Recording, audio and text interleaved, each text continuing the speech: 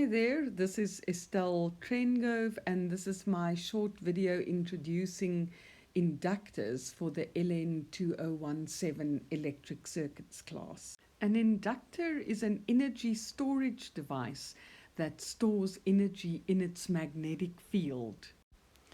The important characteristics of an inductor are its length, L, its cross-sectional area, A, the number of turns in the wire coil, N,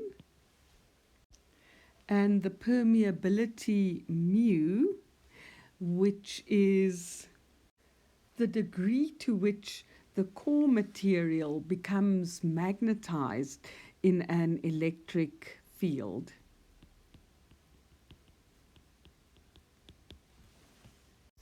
These properties are related to the inductance of an inductor. So the inductance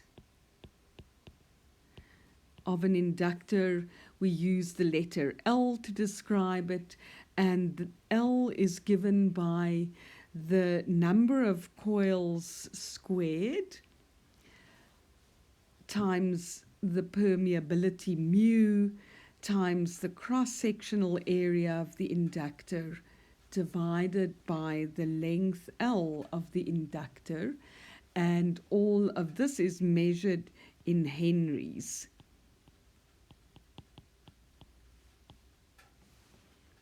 The symbol that we'll use for inductors in circuit drawings looks like a little coil, so it looks like this. Next, we're going to look at the current-voltage relationship of an inductor.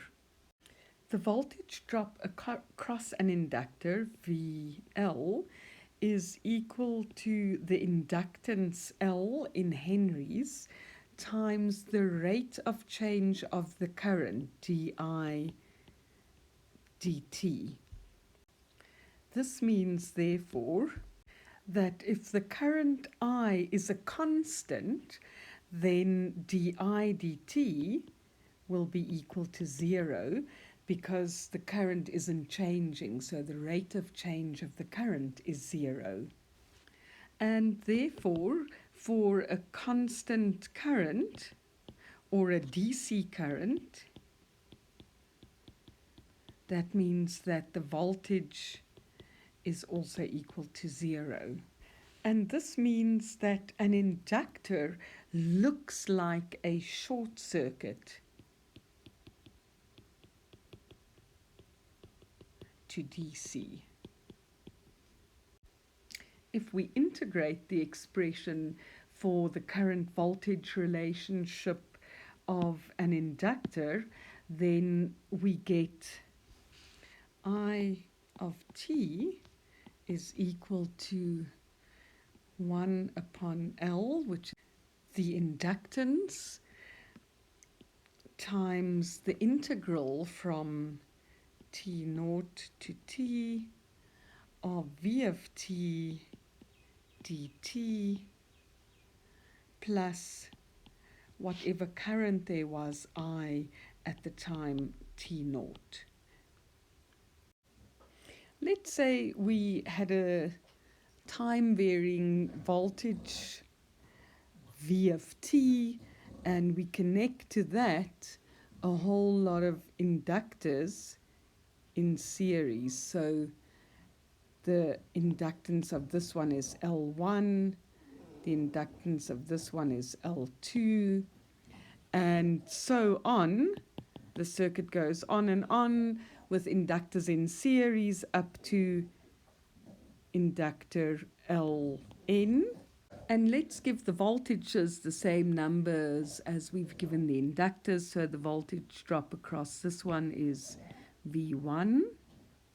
The voltage drop across this one is V2, and so on up to voltage Vn.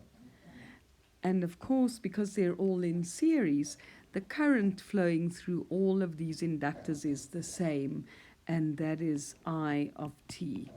So by Kirchhoff's voltage law going around this loop, if we write by Kirchhoff's voltage law, then we know that all the sum of all the voltages around the loop is 0. So our only source is V of t, and that must be equal to the sum of V1 of t plus V2 of t, and so on, however many inductors we have in series, up to Vn of t. But remember that we said that for an inductor, VL of t is equal to L di dt. So we can rewrite this equation as V of t is equal to L1 di dt plus L2 di dt plus, and so on up to n, plus Ln di dt. And the current through all the inductors is the same, so we can write V of t is equal to L1 plus L2 plus, and so on up to Ln di dt. And so we see that for inductors in series, the equivalent inductance, L equivalent, is equal to the sum of all the inductances, L1 plus L2 plus, and so on up to Ln. And now let's derive an equation for inductors in parallel. So we're going to again postulate a time varying voltage source V of t, and we have connected an inductor with inductance L1, and in parallel we have L2, and so on up to inductor Ln. And if we say that the current flowing here is I of t, then for all the parallel branches, each has its own current. So let's call this one I1 of t, and we'll call this one I2 of t, and so on up to In of t. And now we know that by Kirchhoff's current law, all the currents flowing into a node must be equal to all the currents flowing out of the node. So remember that this is one expanded node, and this is one expanded node. So the current flowing into the node is I of t, and that must be equal to the sum of the currents flowing out of the node, which is I1 of t plus I2 of t, and so on up to In of t. And because the voltage drop across a resistor VL of t is equal to L di dt, therefore I of t is equal to 1 upon L times the integral from the initial time t0 to t, V of t dt, plus whatever the initial current was, I0 of t. And so we can write for the inductors in parallel, therefore I of t is equal to 1 upon L1 times the integral from t0 to t of V of t dt plus I1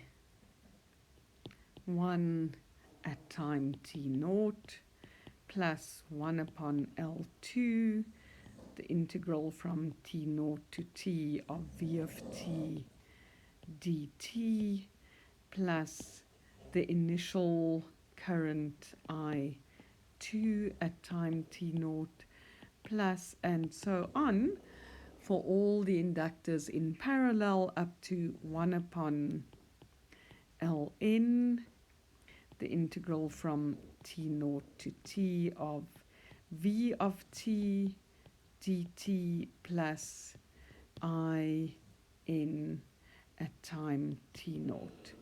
And because the voltage drop across all the inductors in parallel are the same, we can therefore write I of t is equal to 1 upon L1 plus 1 upon L2 plus, and so on up to 1 upon Ln times the integral from time t naught to t of v of t dt plus whatever that initial current was, I of t naught.